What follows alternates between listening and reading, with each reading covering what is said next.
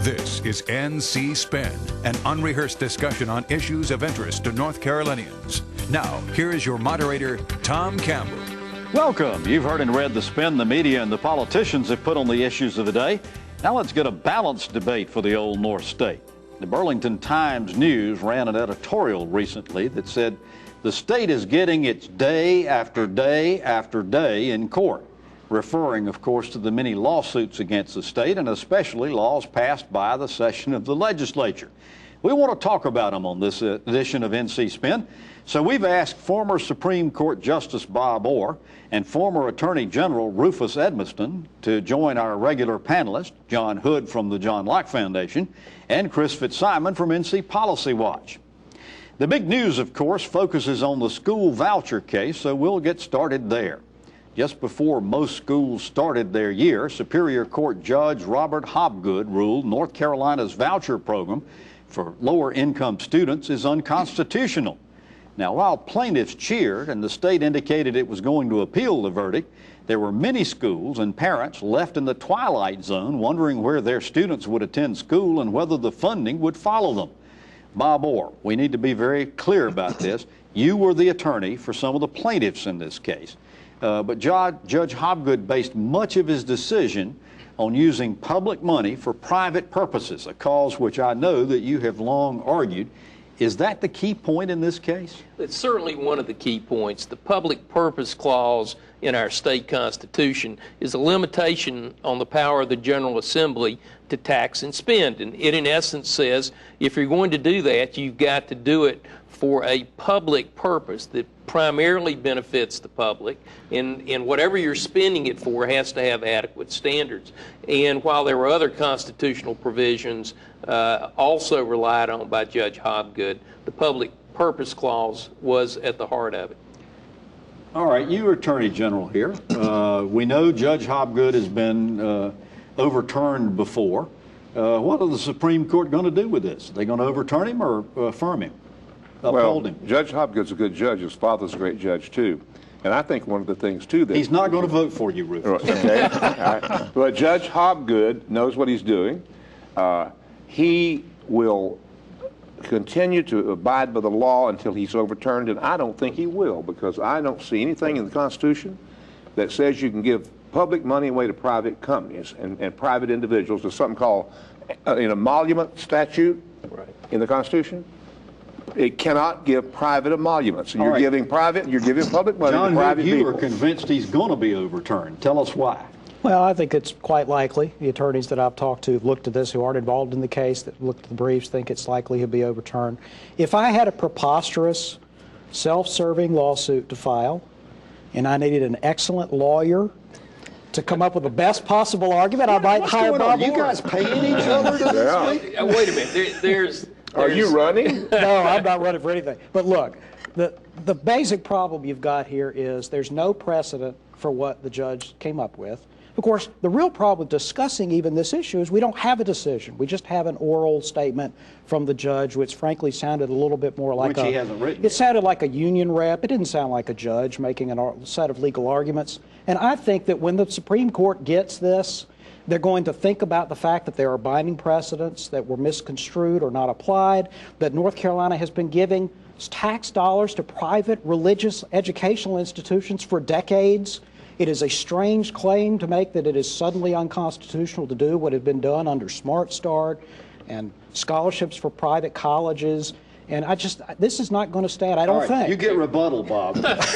Well, I mean, there were really a number, right. There were a number of important constitutional issues in play in this. And I think there is established precedent, and the cases relied on by the other side, I think, are clearly distinguishable. But you have to ask yourself, is it a public purpose to use taxpayer money to essentially go to private schools, some of whom discriminate based on religion? You know, there are a lot of great private schools in this state that are religious-based that don't discriminate, but clearly some of the participants in this program were. Can you use public money to do that? Can you use public money and not have adequate educational standards for the Chris, coursework. you've written about that. Well, I thought that was one of the most interesting points, is bringing the Leandro decision, saying that every child in North Carolina has a right to a sound basic education. We're giving money to schools that I think a fair assessment would say give students a questionable education, questionable facts, questionable science. And really, the problem is there are no standards. These schools can teach kids anything they want. And I think that was one of the most interesting, bringing the Leandro decision into the case. I thought was fascinating, and that'll be interesting to see how the court handles that. This week, those who are appealing this went to the Supreme Court and said, okay, we understand that you're going to rule on the whole case, but in the meantime, release the money that was designated to go to these private schools and their children because of the fact these folks are in limbo. Is that going to happen? That'd be highly inappropriate, I'll put it that way. They first went to the Court of Appeals, and the Court of Appeals dismissed their claim on the grounds that they can't evaluate it yet because they don't have a written opinion. And so that's the nature of the timing issue. And, you know, in fairness, the plaintiffs' attorneys and others argued, hey, you wouldn't have been in this shape unless the temporary injunction that was originally put in had been lifted. Now, remember who lifted it? The North Carolina Supreme Court. So I'm not sure what's going to happen on that issue. I don't think we can any of us be certain about what's going to happen ultimately at the Supreme Court level, but there is precedent for the Supreme Court intervening. Fodder for more shows to come. For those of you that saying you'd like to have more NC Spin, I've got good news. You can have additional video content from our panel, from other leading opinion makers in our state, all on our website, ncspin.com. After each show, we tape what we call the after spin, and our panelists get to tell you what they wish they'd said on the show and give other comments. In addition, we've got NC Spin Perspectives posted throughout the week in print, in video, so keep out with ncspin.com and catch us at NC Spin on Facebook. As we say, balanced debate for the Old North State. Election laws in court after these messages. NC Spin will return after these messages. My name is Bernie Teal. Sunburst Farms has been in my family for over 35 years. Last year I had to do something I'd never done before. Destroy 10 acres of good squash. I wasn't able to find enough workers. The opportunity is there. American families are demanding locally grown vegetables, and I want to provide that to them. So please tell Congress that we need immigration reform now. Your family physician supports Medicaid reform. That's good for North Carolina patients, providers, and taxpayers. For over a year, we've worked with the Governor and the General Assembly on a plan for responsible Medicaid reform. The Senate's proposed Medicaid changes are a departure from this plan. Changes that could lead to a decrease in the number of primary care physicians providing care in communities that need them the most. The destruction of our state's medical home network, a network that prevents unnecessary hospital and emergency room visits. And disregards the elderly, the blind, and disabled, and the health care they need. Care we're morally and legally obligated to provide. Now is not the time to disregard the progress we've made. Now is the time for lawmakers to implement responsible Medicaid reform that protects and improves health care for all North Carolinians. Visit rnchealthcare.com and tell your lawmaker to support responsible Medicaid reform. We now return to NC Spin. We've got a number of other court cases we want to talk about. One that's drawn considerable attention is U.S. District Court Judge Thomas Schroeder's decision to allow this fall's election to be held using the revisions passed by the 2013 edition of the legislature. While some of the provisions, like voter ID, won't go into effect until 2016, there will be fewer days for early voting, same-day registering, and voting won't be permitted, and voters who attempt to vote in a different precinct from the one in which they're registered will be denied. Now, the judge said the plaintiffs in this case had failed to prove the law creates irreparable damage. But NAACP President William Barber countered by saying if one person's right to vote is denied or abridged this election, the democracy suffers. Rufus, the NAACP has appealed Judge Schroeder's decision to 2 months before Election Day. What are the chances this appeal will be heard and the verdict overturned before the Election Day? About as much as a chicken-loving Colonel Sanders. There's just no. The courts are not geared that way.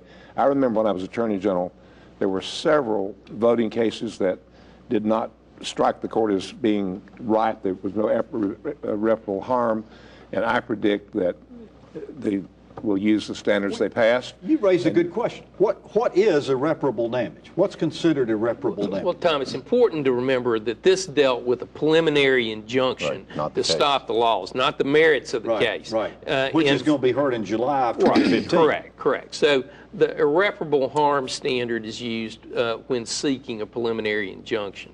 And I think even though they've asked for an expedited hearing at the Fourth Circuit, I think Rufus is correct. It's highly unlikely because you need stability in an election process. You need to know when the polls are going to be open, et cetera. So I think it's unlikely. It seems like, based upon what we've seen in other parts of the country, it seems like this might be a possibility. There might be a desire to avoid an irreparable harm if they had just enacted a voter ID requirement, for example, with not enough time to get it under control. That's something that has been struck, or at least enjoined in other states, because it was too close to an election, there wasn't enough time. In this case, there's been plenty of time to plan for these rules, which aren't anything like a voter ID rule anyway. Which Chris, is it possible that the outcomes of our November elections are going to be part of that court case that Bob was talking about in 2015? Well, I mean, is that going to be part of the argument? If there's evidence, I think surely that'll be part of it. But as you mentioned, the voter ID provision, which, there's a lot of voter ID provisions. Part of the argument is not just going to be that it's a voter ID provision, but it's one of the strictest in the country that doesn't allow voters to use other alternative forms of identification, that disenfranchises college students and a lot of other things. I actually think the trial in 2015 will be very interesting and is not at all a foregone conclusion. I do think it's unlikely that this election will be changed. All right. Well, there's no secret that our lawmakers are upset with the judiciary that constantly rules the laws they pass unconstitutional. Now, they credit these verdicts to Democratic activist judges. So to prevent future courts from ruling against their legislation, they passed a law this year that's going to require a 3-judge panel appointed by the Chief Justice of the Supreme Court. John, are the legislative leaders right in saying they're getting beaten up by activist judges? In some cases, yes. Not in every case. That would be a stretch.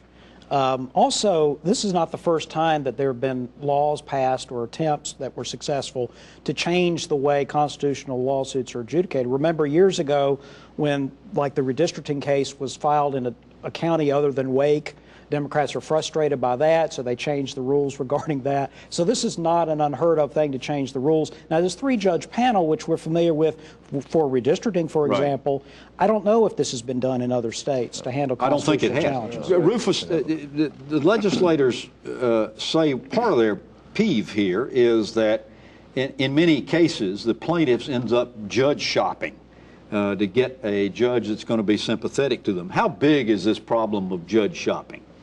Everybody does it in a certain sense. Sometimes it works, sometimes it doesn't. But we have judges that I think are not susceptible to that. I'll put it this way. This law would never have passed if the judge had ruled the way they wanted to rule. There's never been a question about any efficiency or this or that. The reason used, Judge, was that we want more efficiency, we want this or that. I think this thing is fraught, full of just all kinds of legal difficulties, and I don't know how it will stand in a federal court. If you try to take away somebody's right to have access to the courts, they watch it very closely. Well, Bob, one of the things about this is that another provision of this bill was that if you don't like the verdict, then the appeal goes directly to the Supreme Court. It circumvents the Court of Appeals. And I think there's also a provision that automatically stays a court's decision saying that an act's unconstitutional, which is probably a violation of separation of powers that we may talk about. I have great confidence that the Chief Justice, past Chief Justices, our future Chief Justices, when they go to appoint 3-judge panels, they're going to put 3 good judges who will hear whatever case it is in a fair and impartial way. I mean, the Democrats thought they might get a break when they did the 3-judge panels for redistricting, and what happened? You had a 3-judge panel with 2 Democrats judges on it who ruled against it. Although it isn't true to say that they passed a law. This was a provision snuck in the budget by the Senate, and it went in the final budget, and we never had hearings about it. I would have loved to have heard legal scholars talk about this, about the separation of powers, how people come from other states. Some legal well, we have, but I mean, this is an example of the way this legislature operated. Half the budget budget didn't have anything to do with the budget. It was provisions that we should have had a lot more debate about. Does it bother you that all of these cases have to be heard in Wake County? Well, I mean, that's where it's in Superior Court in Wake County, a lot of laws passed by the legislature. So it does bother me that we bypassed the Court of Appeals, but my biggest concern is that we didn't vet this at all. It was snuck into the budget in the middle of the night. All right, after these messages, we're going to come back and talk about some more court cases and issues. Stay with us. NC Spin will return after these messages. Hi, I'm Linda Loveland. I want the best for my kids. Feeding them foods they like within my budget is a priority.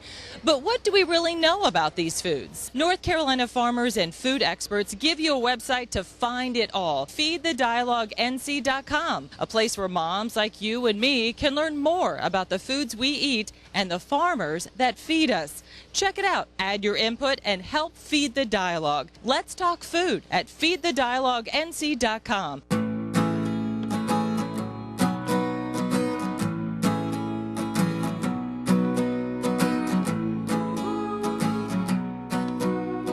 The best part about being a member of a Touchstone Energy Cooperative is that it's your Touchstone Energy Cooperative. Learn more about the power of your co-op membership at TogetherWeSave.com. North Carolina's Touchstone Energy Cooperatives, looking out for you. We now return to NC Spin.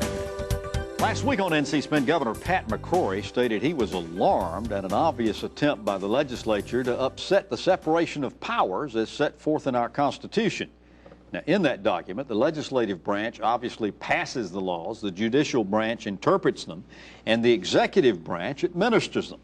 But when the legislature creates commissions and then stacks those panels with appointments, McCrory says they're intruding on executive powers.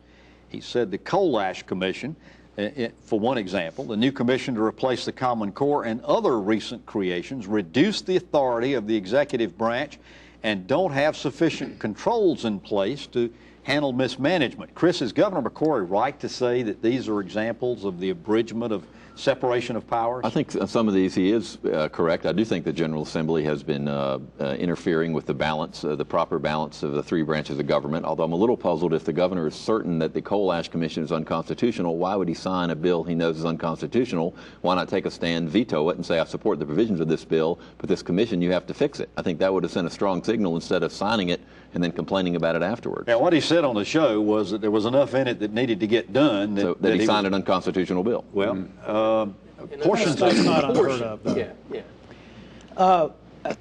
It's difficult to disagree with the general principle of separation of powers, and we know we're very familiar with it at the federal level. We assume that it applies at the state level. All I would question, though, or just throw it out as a question, is we have for decades had significant commissions, long-standing commissions, boards that govern agencies, that legislative appointments have staff. This has been going on for decades and decades. At some point, isn't it hard to say, hey, by the way, that's a violation? But nobody's challenged it, has they? Well, there were some cases back in the 1980s. Exactly. Well, that was my ruling, by the way.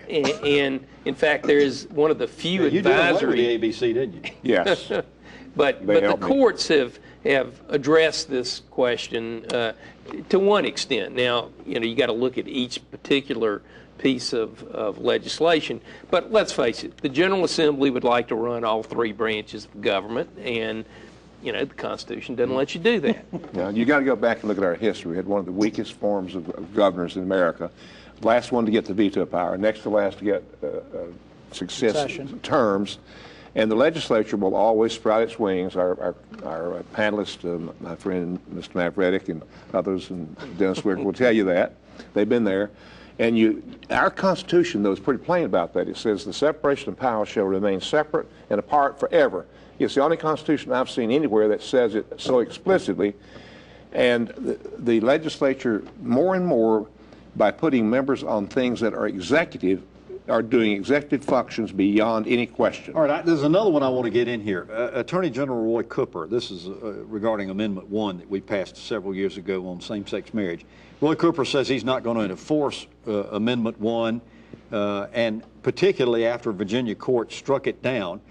Chris, where are we on this? And is the Supreme Court going to be the final arbiter here? It wasn't just the the U.S. Virginia Supreme court. It was a Fourth Circuit Court of Appeals under which North Carolina is ruling. And the plaintiffs in the case in North Carolina say their case, when they walk into federal court in North Carolina, is to hand the opinion from the Fourth Circuit, which is a very similar law, which binds our court. I think the Supreme Court probably is they have two choices. They can take the case and rule on it, or they can just let the Fourth Circuit decision stand. What's your notion, Bob? Well, I think it's got to go to the U.S. Supreme Court, and the dissent in the Fourth Circuit by Judge Niemeyer was fascinating. I would not have thought that marriage was considered a fundamental constitutional right, but there's case law that says that, and that's going to drive the decision in one degree or another. All right, when we come back after these messages, we're going to ask the panel to tell us something we don't know. NC Spin is brought to you in part by the North Carolina Farm Bureau. The Farm Bureau and Agriculture. We keep North Carolina growing. Does your North Carolina business or organization have a story to tell? I'm Richard Campbell, and at Carolina Broadcasting and Publishing, we help tell stories that connect you to the people who will respond. We take the time to understand our clients' needs and what makes them unique. We craft their stories through the efficient use of words, images, and videos that resonate with their desired audience. We also know that a good story is incomplete without a call to action. On video, on air, online, and in print, from concept to final production, no one can help tell your story more effectively or affordably than we can. For special introductory offers, visit carolinabroadcasting.com or call 919-832-1416. Again, that's carolinabroadcasting.com. Let us help tell your story today.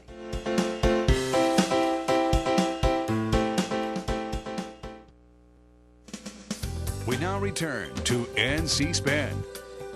All right, here comes the part of the show I always enjoy, the part where we ask the panel to tell us something we don't know. John Hood, we'll start with you. Tom, we've talked a lot about North Carolina's state constitution. I was curious about how our constitution compared to other state constitutions. It's very interesting. We're about average in the amount of times that we've amended it, maybe below average amount of times we've amended our state constitution. The length of our constitution is about 17,000 words, which is about a little over twice as much as the federal constitution. But we're not even close to being the longest constitution in the country. In fact, Alabama has the longest constitution in the world. As it should 360,000 words, just going to show you that Shakespeare was right. Brevity is the soul of wit. Bob Orr, tell us something we don't know. All right, we're getting ready in January to begin the celebration of the 100th anniversary of the creation of our state park system. And I predict that Governor McCrory and his administration, leaders in the legislature, friends of the park, folks all across this state are going to spend the next couple of years celebrating and working to improve and expand our state park system. You know, maybe they could hold a legislative session out in a state park. I'm all for it. Mount Mitchell in January. Rufus Edminsten, tell us something we don't know. Well, I've been wondering what happened to all the furor about that Supreme Court case that said you can't take private property and give it to the other private people, and we were all going to do a constitutional amendment in North Carolina, and I'm for that. Well, is that because in the fracking bill you can come take somebody's property and give it to some other private person? Is that maybe why they are not passing that constitutional amendment? You know, that's a very interesting subject, and we're going to talk about it next week on the show, as a matter of fact. But the ruling is if one of the property owners near the adjacent owners... confiscating private property from other people and giving it to somebody else. Wow. Lawsuit waiting to happen. All right. Chris, tell us something we don't know. This past week, a high-ranking Department of Health and Human Services official, Marty Peel, announced she was leaving, and nobody knew why at first. And then it came to light that she was going to work for WellCare, which is a private managed care corporation. She's the second high-ranking Medicaid official that has gone to work for a for-profit managed care company that conceivably could be trying to get business from North Carolina. That has rekindled the need for a revolving door provision that pertains or covers executive branch employees. Representative Julia Howard and others tried this session, but the legislature didn't get anywhere. I think you'll see another strong push for that in 2015. Interesting. All right, so here we are on Labor Day. People all throughout the state going on their last vacations of the year before the kids really get firmly settled and so forth like that. AAA says that the number of traffic fatalities in this state is at an all-time low. John, why is that? There's a variety of reasons. Cars have become safer. Our laws against drunk driving have had some effect. It's a long-term trend, and it's not just in North Carolina. We all know that texting, and there are different kinds of distractions. I was the victim of a kid that was probably texting and was a serious car accident a couple of months ago. That's a serious threat, but overall, the fatality rate is going down, and that's good news. Any other opinions on why this? Ignition interlock, in my opinion, will become mandatory at 0.8 for first-time offense, and that's going to slow down a lot of drinkers. It surprises me that those are the statistics, and it obviously what John says about car safety. But I do a lot of driving between here and Western North Carolina, and people are driving like bats out of Hades, texting as they go. It's amazing to me that we don't have more fatalities than we have. Wow. Chris, any well, opinion? I actually think that we still have a lot of accidents. What's fascinating is a lot of the people 10, 20 years ago that wouldn't make it are actually surviving, which is a whole other and that's medical partly advances. Because of medical care and partly because cars are better designed. That's right. Well, you've heard our spin on the issues of the day. Next week, our panel is going to give our reactions to the coal ash bill and other legislative decisions in the short session. To stay informed all during the week, visit mcspin.com or catch us on Facebook. Until next week, stay informed and watch out for the spin. Join us next week and get the spin on issues facing our state.